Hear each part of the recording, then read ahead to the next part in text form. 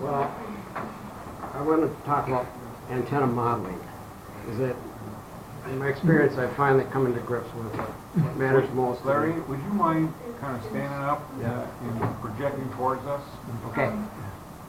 Those old duffers with I've finally come around to accept that the most important part of your whole ham system is the antenna. And so I'm starting to look at what works and what doesn't work, and why things didn't work when I was a novice, and all of a sudden they're working now. And so I dug into antenna modeling, and you can get a lot of good basic information from the handbooks and stuff. But then this spring there was a little bit in QST about that long that said what you really need to do is go for height and everything will solve your problem. So here's two opposite extremes. The one on the left is a vertical antenna mounted on the ground. The caveat, it's over perfect ground. And perfect ground really doesn't exist. It's just they use it for modeling only. Okay, but you can get closer to it by putting a lot of radios down. And this one is an inverted B, 80 meter inverted B. And what you see here is the angle of its peak radiation. Okay, so as you go up and down on this side here, and I'll show you when we actually get into the model, you can swing this down, what it's doing, and it'll show kind of hard to read. The max gain on this is 4 something dB. Okay, well, where's the max? It's way up at the top. So you're radiating straight up. This is at 27 feet with an 80 meter inverted beam. As you swing it down here, you get to 45 degrees. Well, you get down to here, you've lost 5 dB off of that. So you're about dead even as far as gain goes. You get down here and you get 10 dB below, and these are lower radiation angles. In other words, your strongest beam is going to go off at 10 degrees or 15 degrees. Here, for the most part, your biggest, strongest lobe is going mostly straight up, maybe 45 degrees. Okay? Here's the exact opposite with the vertical. Let's see if I can stick that out.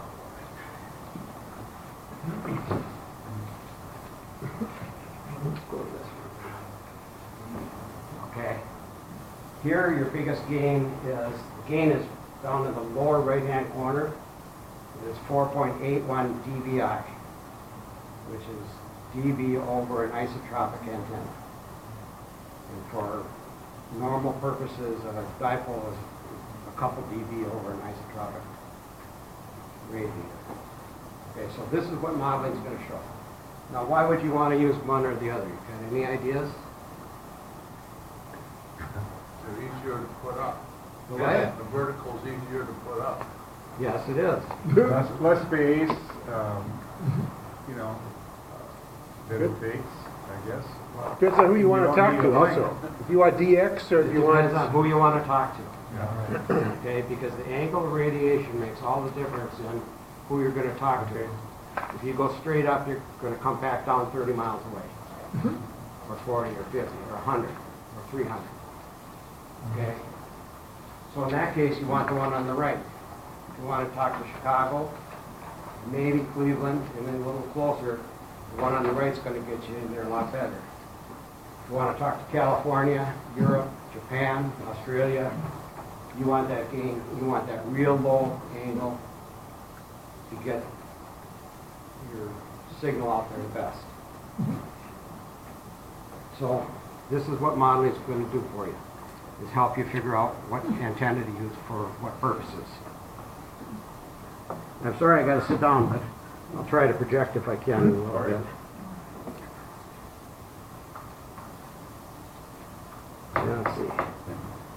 I'm going to bring up. I'm a little confused about where I am here. Okay, now here is the modeling software. It's called EasyNeck, and it's written, I think, by Roy Llewellyn. Roy Llewellyn. W70L, yep. Okay, and this is a demo version. You can pay more and get a little more details, but I think this, for our purposes, it does pretty well. And this is a 20-meter quad, and for my purposes, I set it at 36 because that's about the highest I'm ever going to get an antenna at my location. 14 megahertz. How many towns have restrictions on antennas? Almost all of them will have some kind. Okay. I don't really. Well, I think my biggest problem is that it can't fall over the property line. Yeah, I think mine even, I can go 65 feet or something without it. I mean, a lot of them will let you go 50, 60 feet. Okay. Okay. Above, but they're all different. above ground level, above your ground level? Above ground level, yeah. But then with the caveat, like where I live, they said, if it falls, it has to fall within your property line. That's tough. Okay, so I'm not going to go into the details of how this is set up. I just really want to show you what happens and how we get these plots. I'm going to draw this. This is a plot. It's an elevation plot like what I already have up there, and this is for the quad. And I'm looking for the azimuth angle, which is just whatever direction that quad is pointing. And there it is. Let's see if we can make that a little bigger. Okay, it shows it goes one direction and not the other. It does have a little bit of back side, but that's not what we're looking at. But to me, the most important thing is this angle of radiation. The peak angle is right there where that green dot is. And if you look down here in the corner, it tells your gain of this quad at, what did I say it was, 36 feet, is going to get you 10 dB Over isotropic. over isotropic. Okay, so for my kind of purposes, this is about as good as I think I ever can get without going out to AIH or somewhere. Okay, and I'll show you the differences that happen when you can do that. So we're going to go into the details of how to run this thing. But now I want to show you what happens as you bring this guy down. There's where its peak is. And we start bringing it down. And notice that the gain now is dropped to 7 dB as you drop that radiation angle. And the angle is, it says over there somewhere, 11 degrees. You drop it a little lower. Now you're 5 dB below that maximum. You get down to 3 or 4 degrees and you've almost lost all that gain that you otherwise had. So we're done with this guy. Let's go back to another one.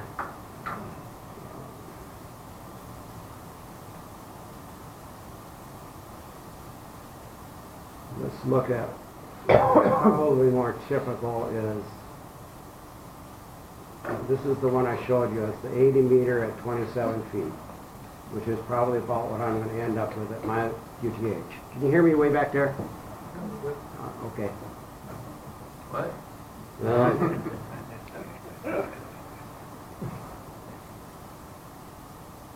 Okay.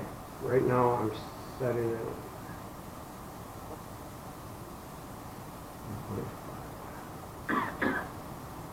Okay, now let's just look at that elevation angle again. This is an inverted V running on 80 meters. The antenna is 20, at its peak, 27 feet. And here's your plot. That's what we showed. That was what we showed in the introduction. Cursor elevation is straight up. Notice you have about a little over 4.5 dBi gain. Again, that's, keep these in mind. It's all relative. Okay. And we can use these numbers to compare them to some other antenna. And it gets really complicated because you start changing one little parameter and you see a little bit of difference. So now we bring this down to a 45 degree angle. And you drop down to 1.5. you get down to where you want a low angle radiation, 23, 20, 20, and all of a sudden now you're way down. You're 5 dB below. So you're 10 dB below what your peak was going straight on. Yeah. Can you, okay, never mind, I just saw some. We'll get into this, and there's a lot of can I or will I. So we're going to delve deep into that. I'm just showing you what the result of doing the modeling is. So this shows you really two things though, right? It's showing you which direction it's pointing, how many lobes at it, but it also shows the angle. I mean, you really have several things combined in that one diagram, right? Yes. Okay, and we can take a different view of it, and I'll get there in a second. Okay. Okay. I'm just Right saying- now, I'm only trying to show you the difference of the angle of radiation, Okay. whether it's going to be 10 degrees or 45 degrees or Okay. 70 degrees. And I'll soon get to where I tell you why that's so important. Okay. Okay. Okay. The other thing I can do real quickly though, this is an elevation plot type. You can change that to an azimuth one. There you go. Yeah. Okay. And I'll say okay on that. Well, 0 degrees, we're not going to have anything for an elevation angle. Let's change that to 45 degrees. That was kind of a middle one on this. Now we'll see the plot. And it's got a little bit of gain left to right, but not very much over side. It's got more gain to the side than it does off the end, but almost insignificant in this one. And that's the fun thing about DBI. It's all, you know, is it significant or isn't?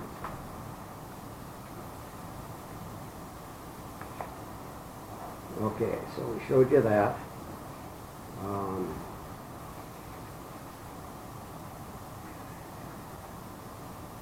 The other thing I want to show you, I hope I have it on here.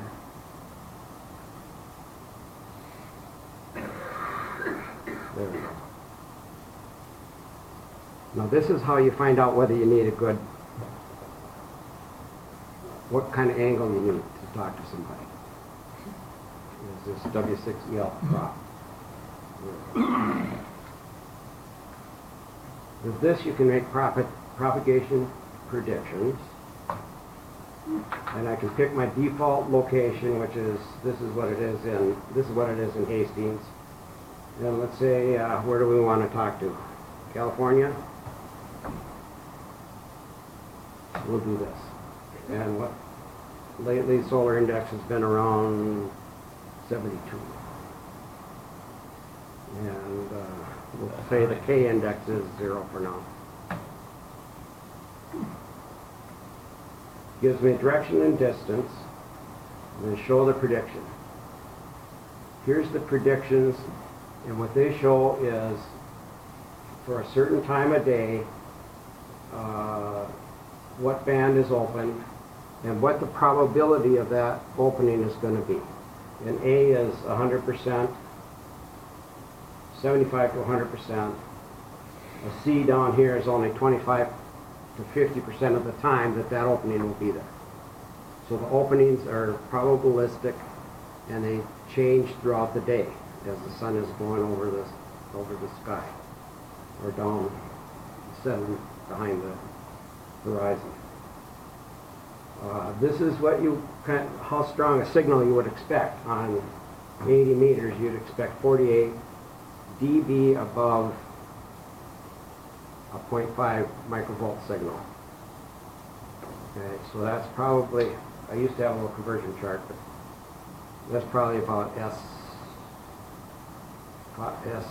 S9, somewhere in there, for a 100 watt station.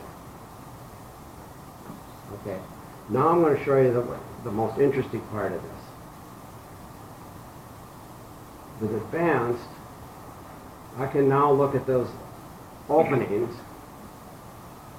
and I can pick a frequency, and it's going to show what angle of attack that you want for your antenna. Now we're talking out to California. It says you want an angle of 7 degrees. Remember those other charts? Where was your 80-meter dipole going? Way up there. Right. Get down to 77 degrees, and you're probably 10, 15 dB below what it would have been at the top, right? And you're going to take one skip in the F layer. Okay?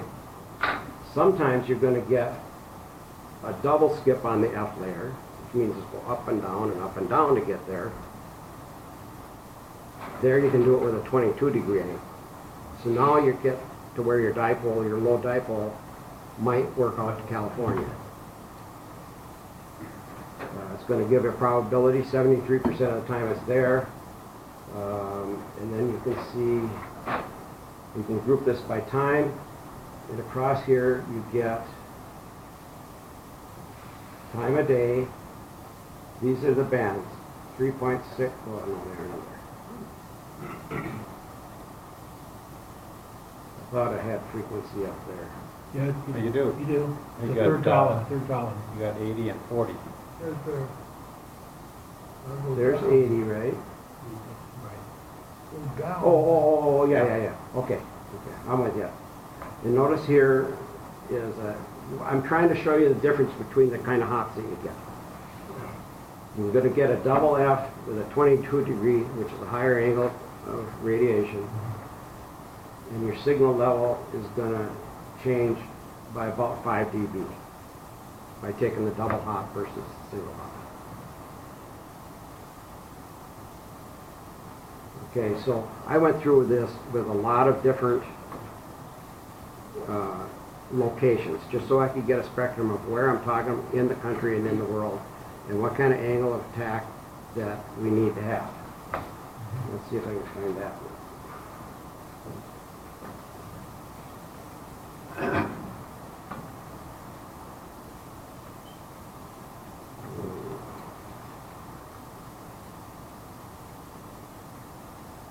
Okay, let's start out. These are sorted by the shortest distance. Let's say we want to talk to International Falls from here. It's 277 miles or 445 kilometers. Most of the modeling does kilometers, and I still get confused between kilometers and miles. And I also get confused between S levels and dB. Okay, because a lot of different tools report dB, and a lot of different tools report S levels. So you can look at them both ways, so it's hard without a chart to compare them. So mostly what I want to show here is that that's a single hop through the F layer, and you want a 50 degree angle to bounce from here to International Falls. So that inverted B is going to do just fine here, right? But the vertical is not. The vertical almost loses all of its radiation above 30 or 40 degrees. Okay, now, and this is, to me, the most important thing I came up with, was that we need low angle of radiation to get out somewhere. We want to break out of the Midwest. And you see that angles start to come down pretty rapidly as we step out. 43 degrees to Chicago, 27 to Cleveland. And I picked spots that were kind of where you might know what we're talking about. And you might have experience. You know, for instance, on 80 and 40, it's pretty easy to work the Midwest. Chicago, Cleveland, etc. Dallas is 18 degrees, so we're dropping a little bit. And it keeps dropping and dropping and dropping as the farther that hop goes out. But the good news is that all, except a few, are just a single hop, which means you're going to get your strongest signal strength with a single hop. Now, let's start working a little bit out of the country. California, you need a 6 degree angle to get out there, which is really pretty low.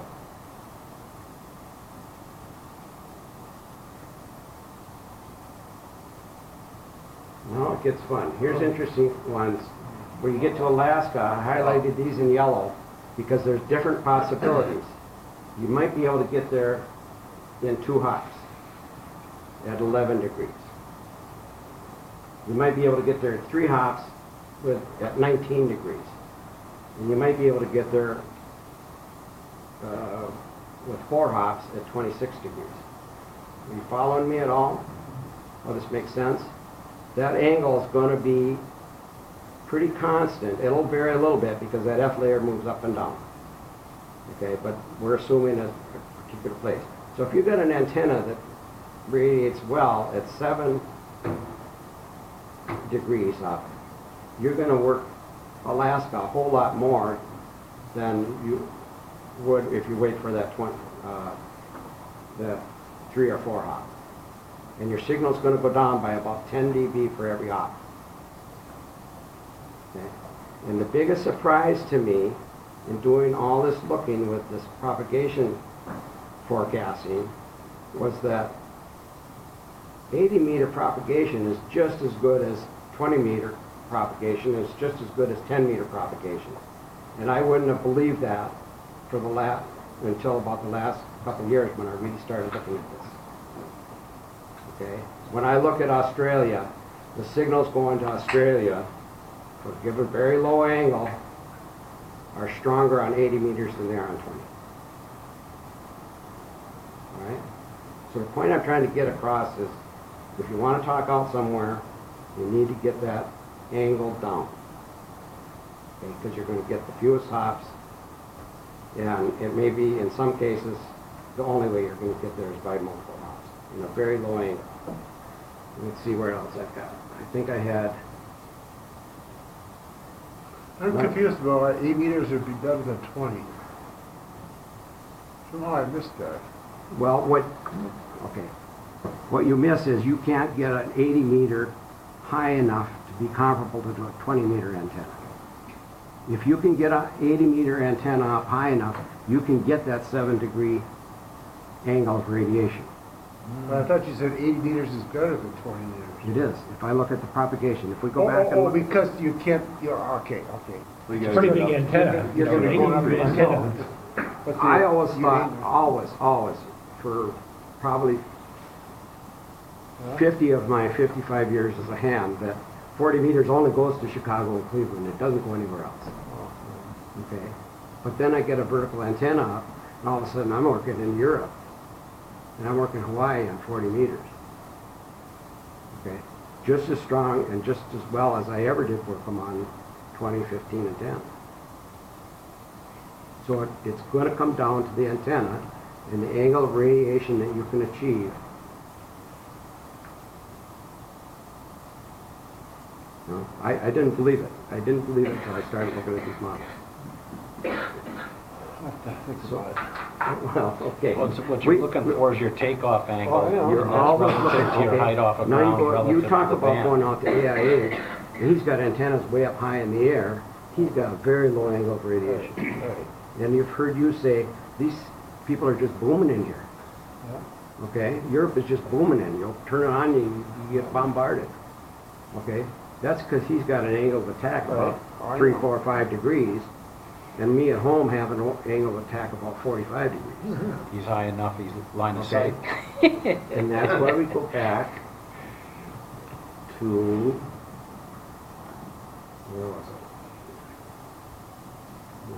it? You need a vertical and a That's- You don't have one wrench in your toolbox, do you? right. Yeah, that's a good idea. That's why you go back to a vertical. Okay? Now this is over perfect ground, so it's not as good as it looks on this model. But it's a whole lot better than dipole at any height that I can practically quote on. And this is on 80 meters.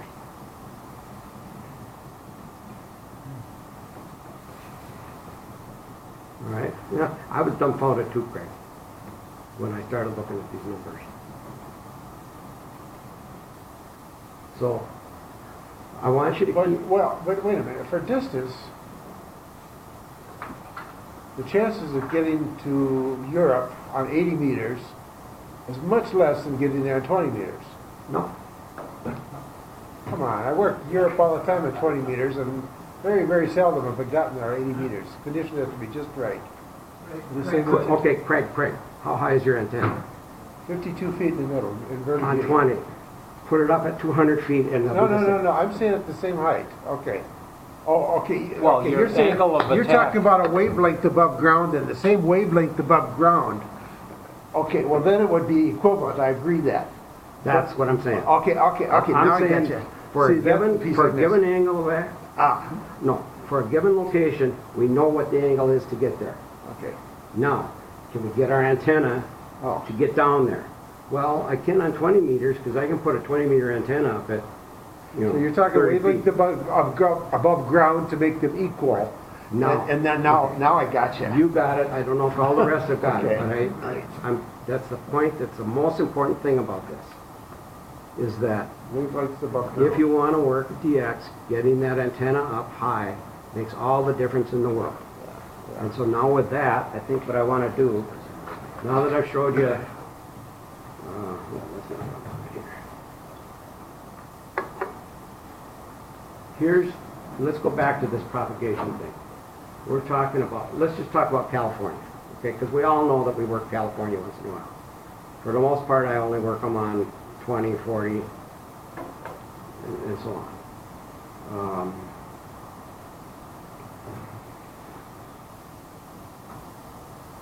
Okay, let's scroll down on this a little bit. Okay, we're starting at midnight UTC, early evening here. And as throughout the day, the MUF changes, the maximum usable frequency. Okay, are you familiar with that? That has an effect on whether the ionosphere is at a certain level and it will really refract back signals of a certain frequency. So generally you have to be below that maximum usable frequency to make a contact. Okay, but if you are here, it says here there's 3.6, there's 80 meters, and there's 40 meters. They're about the same. Okay, we don't have any propagation on 20 yet. So we're going to start scrolling down. Somewhere, I think we'll get it up on 14. There we go. 1500, what's that here? 10 o'clock in the morning, 8, 9. Yeah. 3, 4, Okay. 9 o'clock. Okay. This one is, this is different than what I was just saying, where it was stronger. But here, the probability is almost only less than 25% that you would have that during the day, at this time of day. As soon as it picks up a little bit, the sun rises, moves a little further west, the probability that you'll make that contact comes up higher. Okay, that's what that A in there means, right there. And the A down here says you're going to get that propagation 75 to 100% of the time.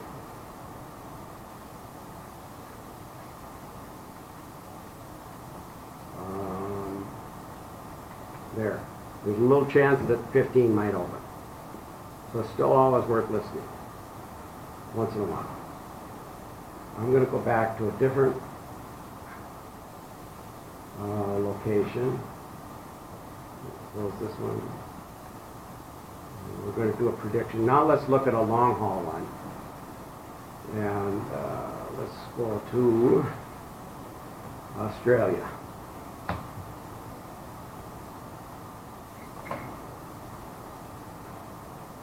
There the distance is 1,500 kilometers. It's a lot further than California. Oh, Right? 15,000. What did I say, 1,500? Okay. Let's show the prediction. Here's the MUF, maximum usable frequency. So we're going to go down and see if we're going to get any openings at all this day to Australia. And sure enough, look at that. 10 o'clock Zulu time. We've got 75 to 100% chance of making a connection to Australia. And if we do, it's still going to be a 30 dB above, what is a 0.5, which is about S0. Okay. So we're going to still be about S5 on that with 100 watts. Okay? You with me?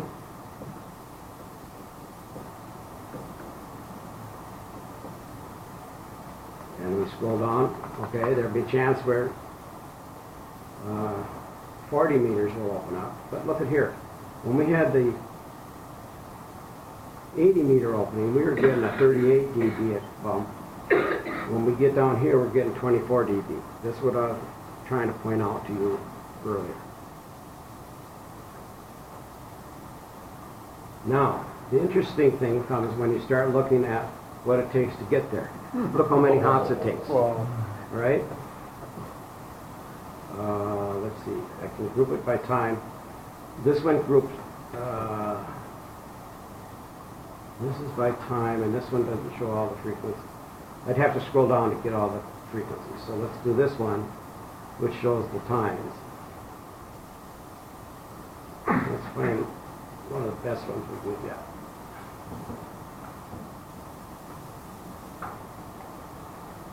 Okay, this is probably one of the better ones.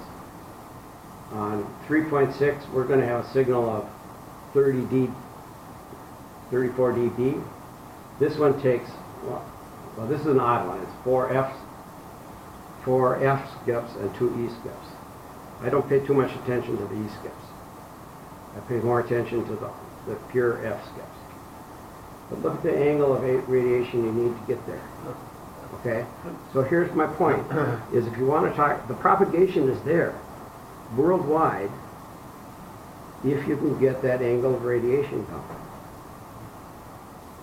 Okay? So I'm working on it.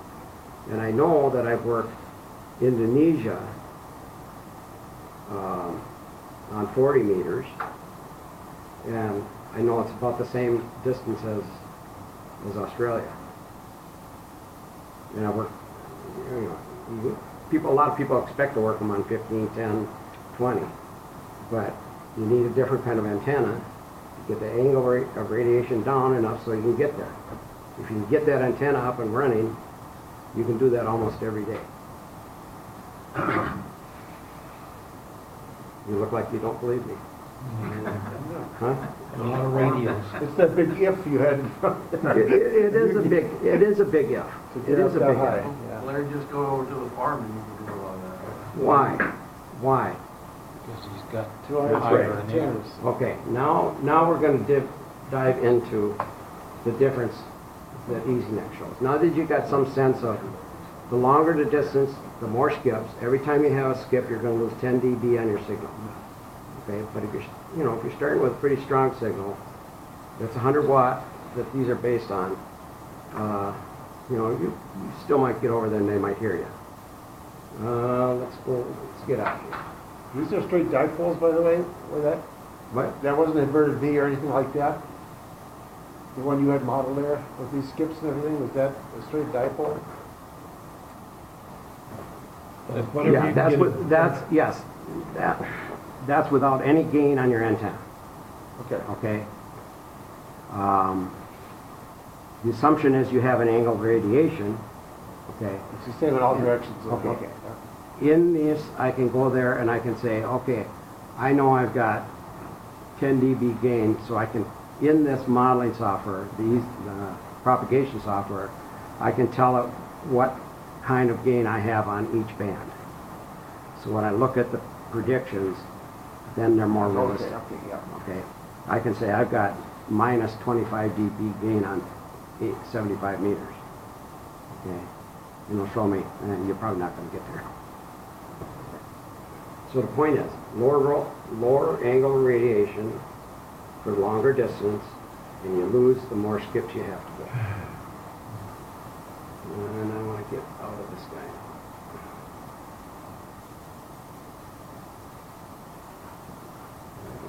In other words, a 300-foot tower and the antenna's on an elevator. Well, There you That go. changes your angle. yes, it does, and that's why you see the contest stations have Stacks of- antennas at all different levels. Yeah. Switch. Yep. So now, let's dive into some of these other models that we have here and see what I got. I think one way to illustrate that, if you could, like a slide switch on your frequency, Yes. so that, let's say you can only get your antenna 50 feet in the air. And if you could change the frequency, you're gonna watch that takeoff angle change with Why don't we frequency. try that? Okay, you ready to try that? We're gonna look at my, let's look at 20 meters, because at least some of us can get one up in the air a little bit. Did you have to make segments and all that to get this? What? The segments for the antenna, did you have to draw those out and everything to get an easy neck? You know what I mean? It comes with a few to start, but if we have time, I'll go into that. But these No, are this is one I made. You made the segments and everything? I'll Okay. show you how to, Yeah. we'll get there. Okay. Okay. Yes, that's- First thing I want to do is show the difference that height makes here. yeah. Because it makes all the difference in the world.